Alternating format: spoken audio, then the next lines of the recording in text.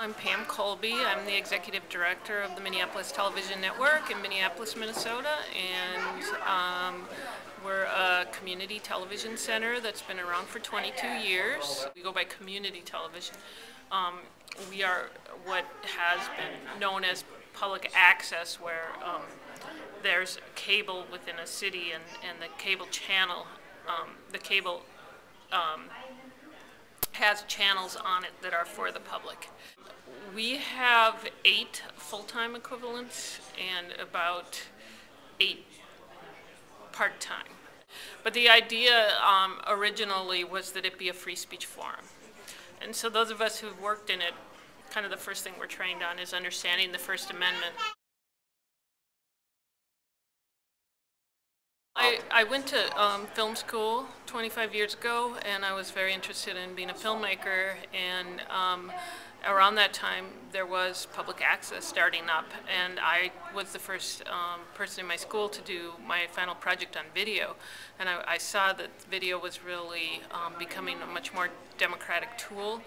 And with public access, what I really liked at the time was that everybody could become a television producer, make your own show, and share it with each other. But in particular, we do really keep our neighbors talking to each other in Minneapolis and talking about neighborhood issues and talking about livability and affordability and all kinds of interesting stuff on cable access.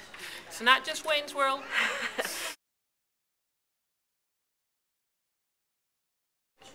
We have around 400 members who paid an annual membership fee. We have a free informational workshop that you can go to and learn how to get the most out of our facility. If you live in the city of Minneapolis, you actually can put something on our Comcast cable channels with just by submitting it to us. If you're outside of the city and you want, if you're in the state of Minnesota particularly, there's a $50 a year membership fee, and then you can submit it to be played on our channels. And then after that, it's also the $50, but we take, after prioritizing the city of Minneapolis, the state of Minnesota. So if you've made it and you live in the state, you just become a member and can submit it to us to have it played. We have 3 studios. You can go live out of the studios. You get portable cameras, come in and use Final Cut Pro. So there's a lot of different ways to use our facility. What I've seen the most change is the new lightweight tools, the cameras getting smaller, the ability to edit on iMovie, Final Cut Pro, and the quality has really gone up as the tools have gotten even smaller. And so that, I think, is a really exciting part about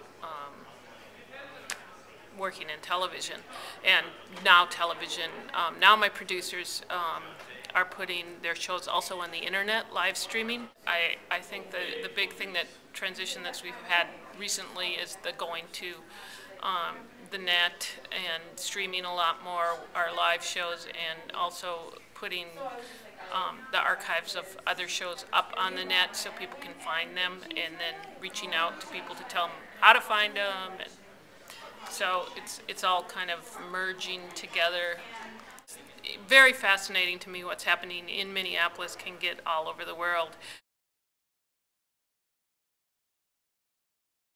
We have a lot of new immigrants in Minneapolis from particularly Somalia, and they're putting their shows on the Mogulus website, streaming it live, and there's a huge Somali population in London, and they're watching it.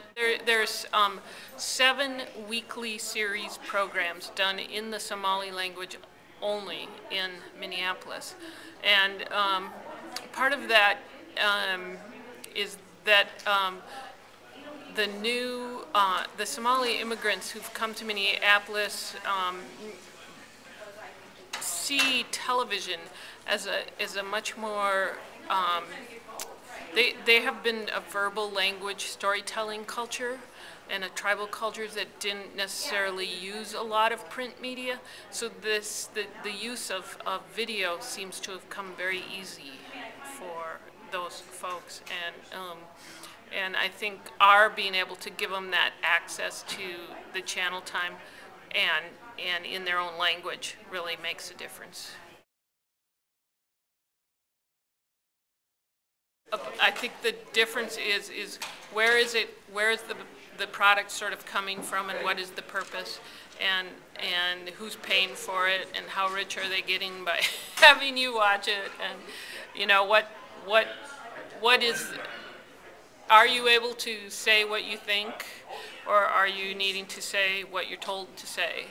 And I think that as long as people are able to make moving images that are about what they think and care about, and are able to be artists and activists, then that's what we have to protect and preserve. So I think the community needs to continue to be able to have the tools to make not just, you know, low-end technology television, but high-end television that public access has been able to provide.